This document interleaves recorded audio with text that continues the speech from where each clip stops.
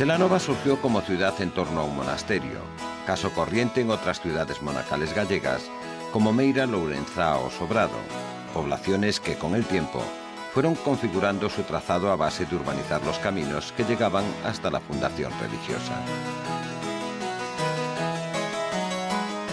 Ante el monasterio se extiende la Plaza Mayor, centro vital y urbano de la villa, desarrollándose la población histórica de forma prácticamente longitudinal.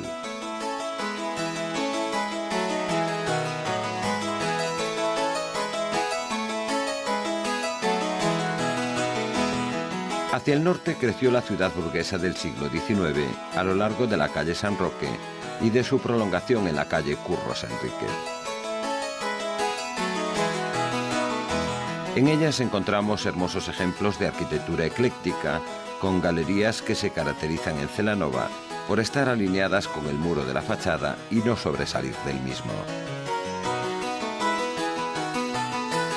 Algún edificio resta aún del siglo XVIII, con sus característicos balcones de cantería, como la casa número 5. En otras aparecen miradores metálicos, casa número 13, o simples galerías de madera.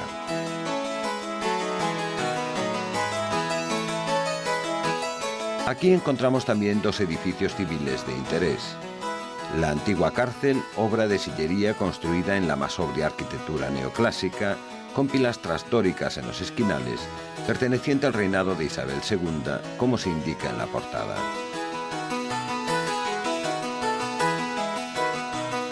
El siglo XX está representado por el mercado. Sencillo edificio en el que merecen reseñarse sus dos portadas, construidas en cantería en 1933, con formas geométricas propias del Art Déco, estilo cosmopolita de la época de su construcción.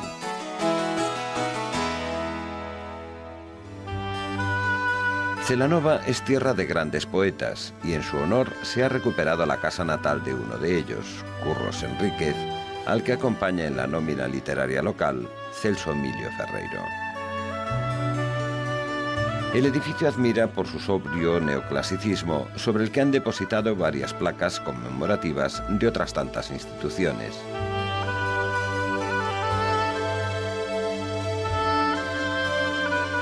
Celanova tiene a honra ser la patria de Curros, autor de Aires da Miña Terra, publicado en 1880, que además de consagrar definitivamente a su autor, se convirtió en uno de los libros básicos más populares del Rexurdimento. Emigrado a Cuba, participó activamente en la creación de la Academia Galega, proponiendo a Manuel Murguía para presidirla. El escultor Asorey realizó en bronce el busto del poeta, que sobre un sencillo pedestal eleva su mirada sobre los árboles de la Alameda. Como toda población que se precie, Celanova tiene su espacio urbano de paseo y ocio. Una pequeña alameda formada por 4 hileras de 8 enormes plátanos, cuyas ramas se han trenzado en el aire formando un auténtico salón vegetal abovedado.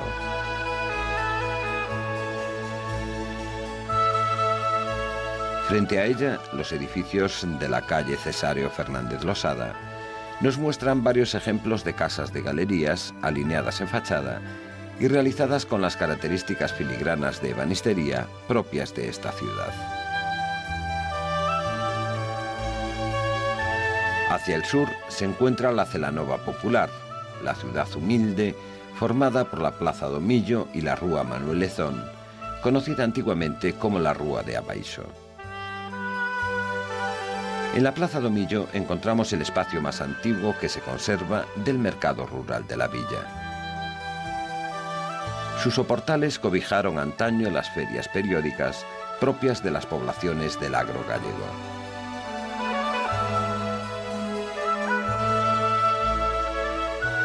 Pero la calle más pintoresca es sin duda la antigua Rúa de Abaixo, donde se agrupan de forma alineada interesantes ejemplos de arquitecturas populares de considerable antigüedad.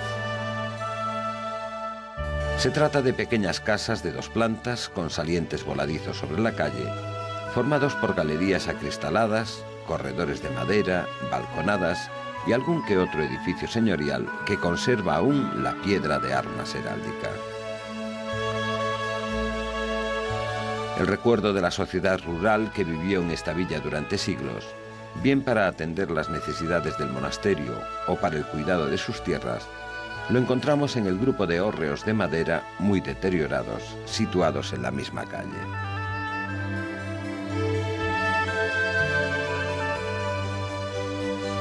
Celanova tiene dos lavaderos públicos, uno descubierto en la plaza de San Roque junto a la fuente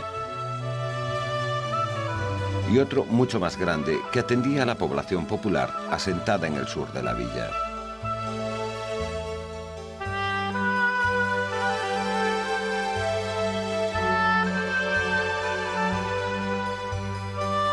El corazón de la ciudad es su plaza mayor. Surgida ante la monumental fachada del monasterio, delimita una espaciosa área rectangular, paso obligado para la comunicación entre las distintas zonas de la población. Dando frente a la mole conventual, las casas de estrecho frente se aprietan alineadas con una variada diversidad de soluciones constructivas.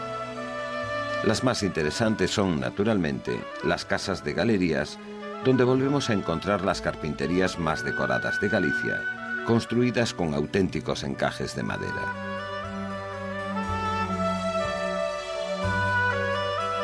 Trasladada desde el claustro del monasterio, el único elemento decorativo de la plaza es la elegante fuente barroca de dos tazas, que vierte el agua al pilón a través de caras grotescas talladas en sus bordes.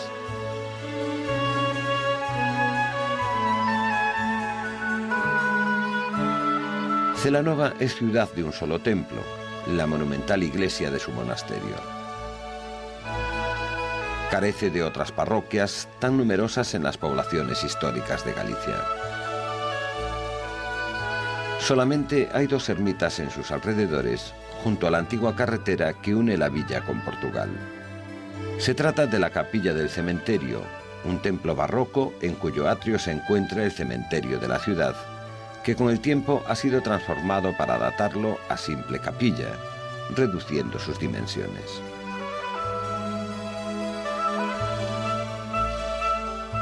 No lejos de allí se encuentra la ermita de la Encarnación, pequeño templo rodeado de un atrio arbolado con la compañía de varios hórreos de madera. La proyectó y construyó el arquitecto orensano Daniel Vázquez Gulías en 1917, y no como erróneamente se cree, don Antonio Palacios. Los únicos elementos decorativos que encontramos son el porche sobre pilares de cantería, la espadaña de acusado perfil neogótico y las ventanas geminadas de sus muros, todo ello en estilo ecléptico.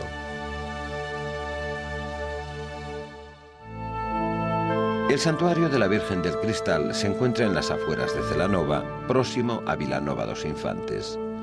Se trata de un templo barroco de una única nave, al que se accede por una alta escalinata de piedra. Como suele ocurrir con los santuarios, se trata de arquitecturas no encasilladas en tipología alguna, con elementos singulares en la composición de su fachada principal. Dicha fachada encierra entre dos altas pilastras una portada con frontón partido y hornacina para la imagen de la Virgen. Sobre la cornisa campean dos extrañas torres circulares ciegas, enmarcando una espadaña central con forma de linterna y cúpula.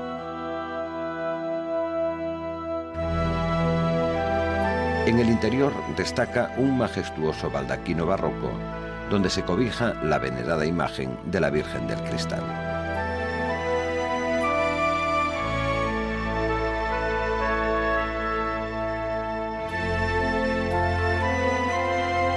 Se trata de un vidrio de pequeñas dimensiones en cuyo interior, inexplicablemente, aparece reproducida la imagen de la Virgen Dolorosa. No existe posibilidad de abrir el cristal ni justificación lógica de la presencia interior de la pintura. Su legendaria aparición ha dado pie a devociones multitudinarias desde el siglo XVII y a poemas del mismo Curres Enríquez, pertinaz anticlerical, que se hizo eco de anteriores cantares y romanzas populares.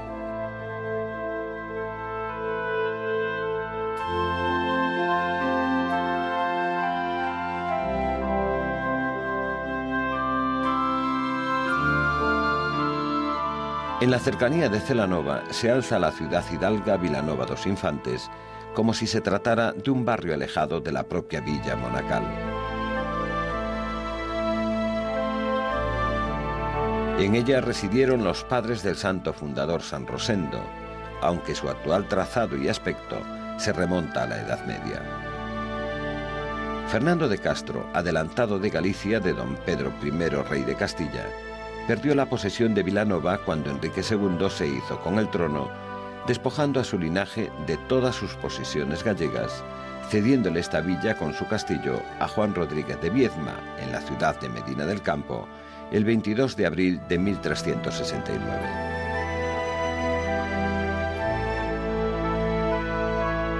Posteriormente, los bienes y heredades de los Viedma pasarían a la Casa de Monterrey.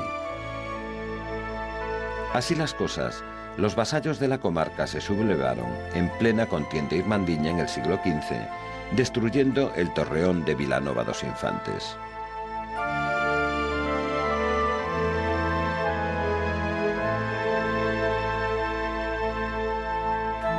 La villa fortificada jugó un importante papel en las contiendas con Portugal de los siglos XVII y XVIII, como enclave defensivo ante posibles incursiones hasta Celanova, cosa que no llegó a suceder.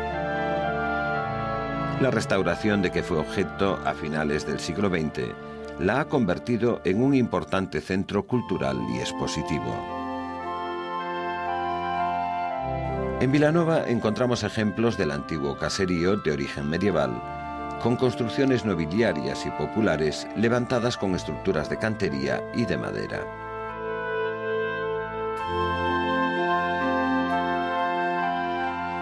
Arquitecturas que se han conservado con pocas alteraciones en esta pequeña población histórica, como si el tiempo no hubiera transcurrido por ella.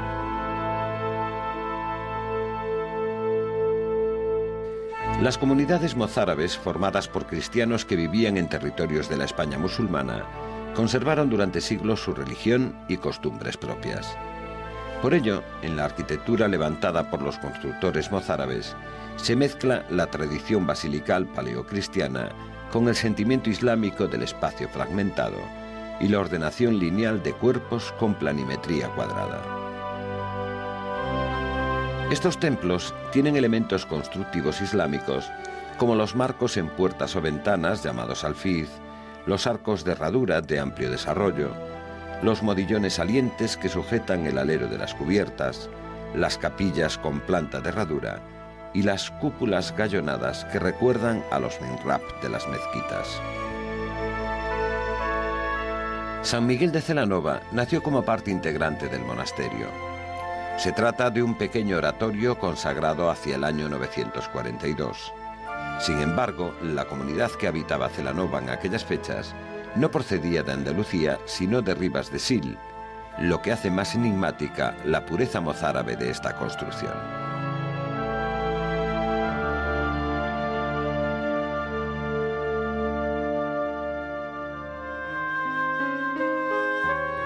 Celanova es una ciudad y un territorio surgido de un monasterio a su servicio y para su mantenimiento durante siglos. El edificio actual consta de templo y dependencias monásticas en un excelente estado de conservación. Se trata de un conjunto reconstruido en su totalidad entre los siglos XVI y XVIII, que de una manera u otra no ha dejado de tener distintos usos hasta nuestros días, cuya falta origina la ruina de las arquitecturas antiguas, siendo objeto de diversas restauraciones recientes.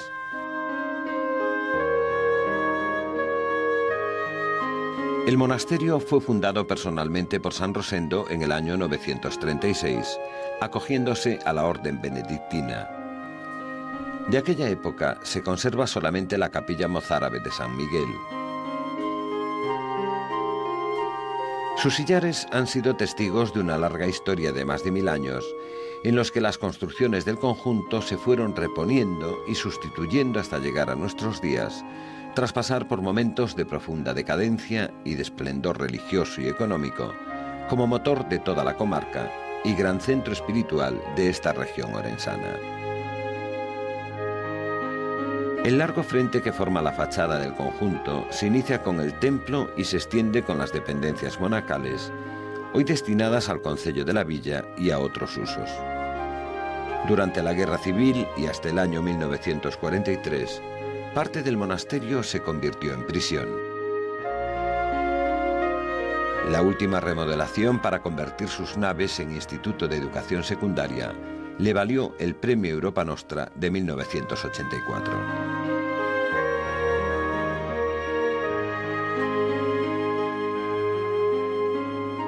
La transformación se inició, como en otros monasterios gallegos reformados, en el cuerpo bajo del claustro procesional, donde durante el siglo XVI se levantó una estructura de bóvedas nervadas con detalles decorativos platerescos.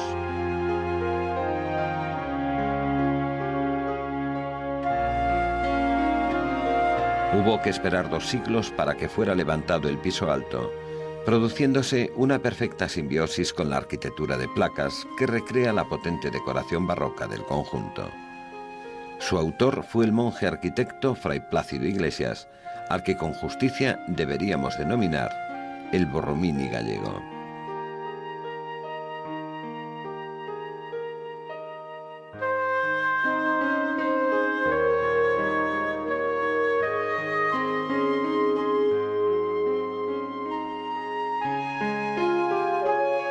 El segundo claustro, surgido de las necesidades generadas por el aumento de vocaciones y el auge de la vida monástica, se inició a finales del siglo XVII, aunque no fue concluido hasta 1727.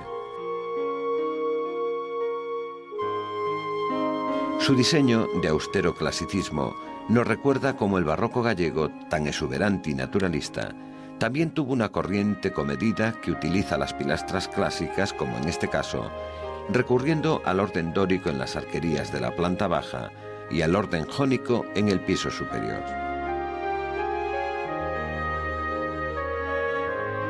Es conocido como claustro del Poleiro, por la enorme balconada o corredor, apoyado en ménsulas que recorre sus muros interiores para dar acceso a las celdas de los monjes. Semejantes construcciones conventuales de tan aparatosas dimensiones tienen obligadamente en las escaleras de ambos claustros y de la portería ejemplos destacados de la mejor arquitectura. Uniendo ambos claustros se encuentra la biblioteca monástica con librerías de madera de castaño en cuerpos rectangulares separados por pilastras barrocas bajo un techo abovedado con casetones. También pertenecen a los monasterios los mejores ejemplos de cocinas de la historia de la arquitectura. Los cistercienses crearon un prototipo de cocina con una gran campana central, bajo la cual se cocinaba a diario para gran cantidad de comensales. Ese mismo modelo lo encontramos en Celanova, donde el espacio se divide en 9 tramos abovedados, dejando abierto el central para el tiro de humos.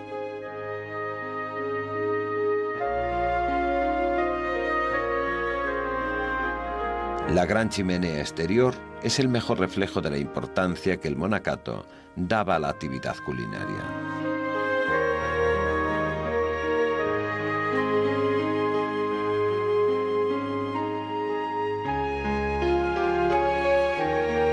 La fachada de la iglesia es la pieza más interesante de todo el frente monacal. El primitivo templo era una construcción románica a la que se le sustituyó la fachada por la actual estructura barroca a partir del año 1643. Luego, una vez construida la fachada, se inició la reconstrucción total del resto de la iglesia. Con esta fachada, Galicia entra de lleno en el barroco. El sólido basamento de casetones, las potentes columnas exentas y las salientes molduras de las cornisas y de los frontones partidos son la mejor muestra del nuevo gusto por los alzados de acusada volumetría, donde la luz y la sombra acentúan la potencia de los cuerpos y elementos arquitectónicos.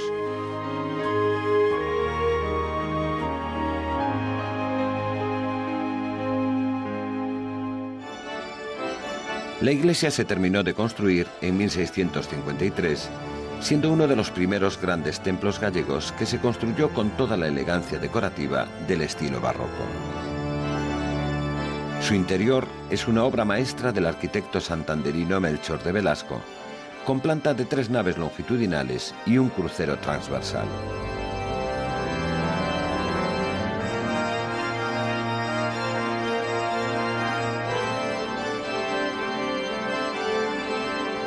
El ábside rectangular está alineado con la nave y la cúpula central, donde la decoración invade la semisfera con abultados detalles vegetales.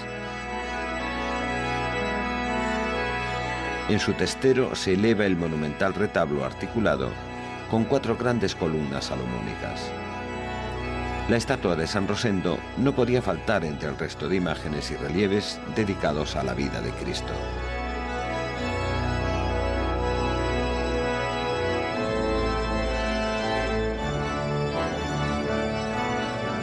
Una balconada recorre todo el muro de la iglesia, cuyo centro está ocupado por el coro bajo, también barroco, atribuido al maestro Castro Canseco, mientras que sobre el tramo final de la nave mayor se levanta el coro alto con una sillería más antigua, tallada a finales del siglo XV. La conservación de todo el mobiliario litúrgico, rejas, bancos, púlpitos, pavimentos y retablos en el templo de Celanova nos traslada a los momentos álgidos de la vida monacal durante los siglos XVII y XVIII, cuando el lujo de vestimentas y objetos sagrados, la solemne música gregoriana y la densa atmósfera del ceremonial religioso debieron ensimismar a los fieles que llenaban tan grandioso espacio.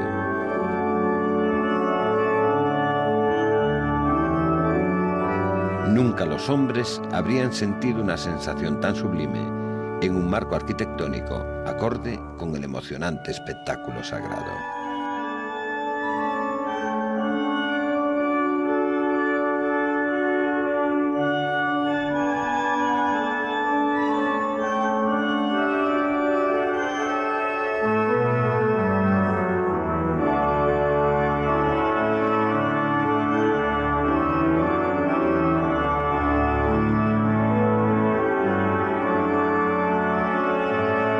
Del claustro del monasterio, el único elemento decorativo de la plaza es la elegante fuente barroca de 2 tazas, que vierte el agua al pilón a través de caras grotescas talladas en sus bordes.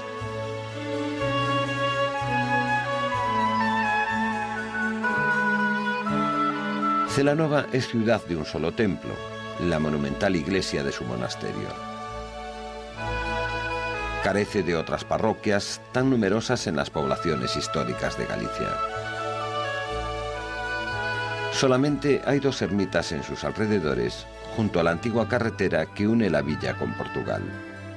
Se trata de la capilla del cementerio, un templo barroco en cuyo atrio se encuentra el cementerio de la ciudad, que con el tiempo ha sido transformado para adaptarlo a simple capilla, reduciendo sus dimensiones.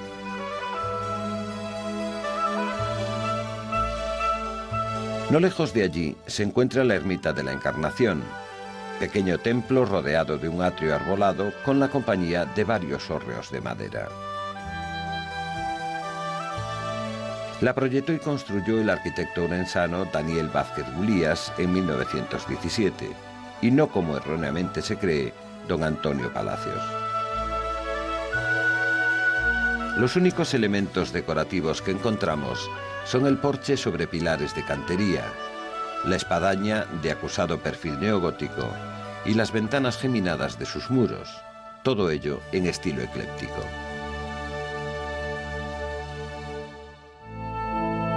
El santuario de la Virgen del Cristal se encuentra en las afueras de Celanova, próximo a Vilanova dos Infantes. Se trata de un templo barroco de una única nave, al que se accede por una alta escalinata de piedra. Como suele, pero la calle más pintoresca es sin duda la antigua Rúa de Abaixo, donde se agrupan de forma alineada interesantes ejemplos de arquitecturas populares de considerable antigüedad. Se trata de pequeñas casas de 2 plantas con salientes voladizos sobre la calle, formados por galerías acristaladas, corredores de madera, balconadas y algún que otro edificio señorial que conserva aún la piedra de armas heráldica. El recuerdo de la sociedad rural que vivió en esta villa durante siglos, bien para atender las necesidades del monasterio o para el cuidado de sus tierras, lo encontramos en el grupo de hórreos de madera muy deteriorados, situados en la misma calle.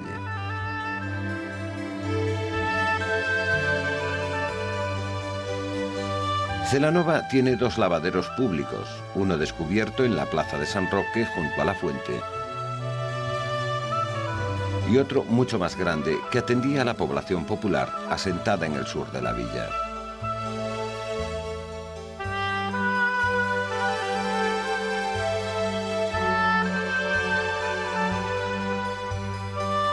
El corazón de la ciudad es su plaza mayor. Surgida ante la monumental fachada del monasterio, delimita una espaciosa área rectangular, paso obligado para la comunicación entre las distintas zonas de la población. Dando frente a la mole conventual, las casas de estrecho frente se aprietan alineadas con una variada diversidad de soluciones constructivas. Las más interesantes son, naturalmente, las casas de galerías, donde volvemos a encontrar las carpinterías más decoradas de Galicia, construidas con auténticos encajes de madera.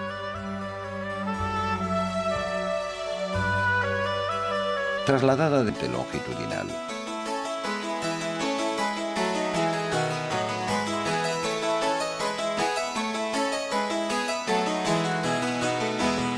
Hacia el norte creció la ciudad burguesa del siglo XIX a lo largo de la calle San Roque y de su prolongación en la calle Curros Enríquez. En ellas encontramos hermosos ejemplos de arquitectura ecléctica, con galerías que se caracterizan en Celanova por estar alineadas con el muro de la fachada y no sobresalir del mismo. Algún edificio resta aún del siglo XVIII, con sus característicos balcones de cantería, como la casa número 5. En otras aparecen miradores metálicos, casa número 13, o simples galerías de madera.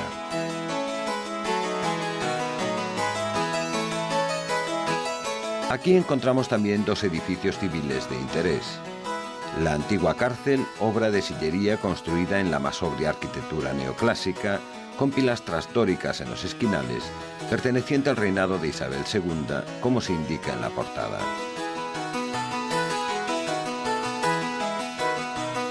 El siglo XX está representado por el mercado. Sencillo edificio en el que merecen reseñarse sus dos portadas, construidas en cantería en 1933, con formas geométricas propias del Art Déco, estilo cosmopolita de la época de su construcción.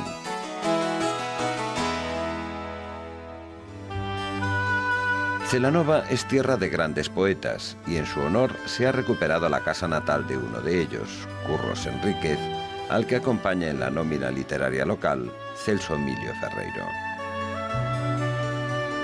El edificio admira por su sobrio neoclasicismo, sobre el que han depositado varias placas conmemorativas de otras tantas instituciones.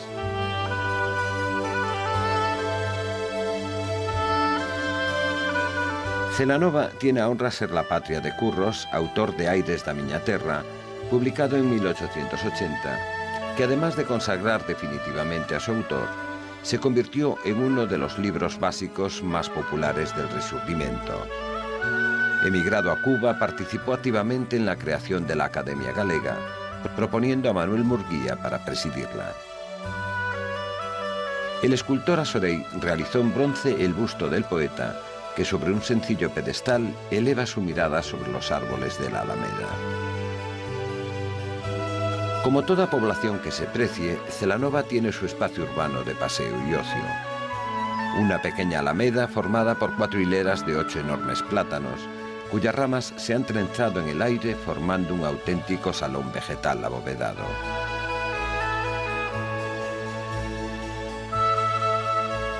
Frente a ella, los edificios de la calle Cesáreo Fernández Losada nos muestran varios ejemplos de casas de galerías alineadas en fachada y realizadas con las características filigranas de ebanistería propias de esta ciudad. Hacia el sur se encuentra la Celanova Popular, la ciudad humilde, formada por la Plaza do Millo y la Rúa Manuel Lezón, conocida antiguamente como la Rúa de Abaixo. En la Plaza do Millo encontramos el espacio más antiguo que se conserva del mercado rural de la villa. Sus soportales cobijaron antaño las ferias periódicas propias de las poblaciones del agro gallego.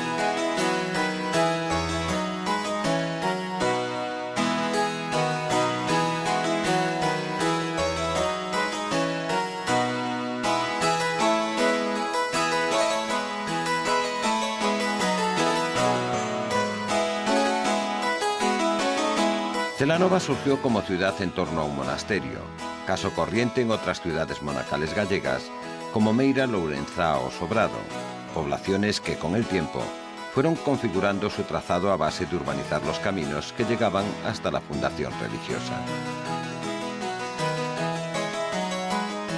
Ante el monasterio se extiende la Plaza Mayor, centro vital y urbano de la villa, desarrollándose la población histórica de forma prácticamente